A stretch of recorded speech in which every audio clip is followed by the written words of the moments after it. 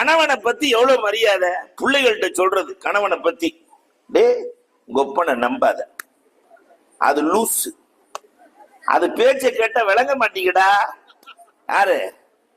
அப்ப தகப்பனை குறித்து தன் புருஷனை குறித்து பிள்ளைகளுக்கு சொல்லிக் கொடுக்கிற பாடம். எந்த பெண்மணி சிறந்தவள் தெரியுமா? உம்மு ஹபீபா ரலியல்லாஹுவை போன்று வாழ்ந்த பெண்மணி சிறந்தவள்.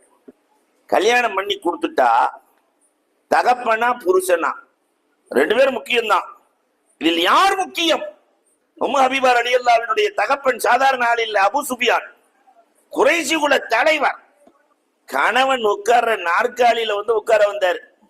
தம்மா சொல்லிருச்சு, என் கணவர் அமருகிற நாற்காலியில் தகப்பனை பார்த்து சொல்றேன், நீங்க உட்காரக்கூடாதுன்றுச்சு. உட்காரக்கூடாது, என் கணவனுக்கானது. கணவனை தகப்பனை விட மதித்த பெண்மணி வாழ்க்கையில் தோற்பதில்லை.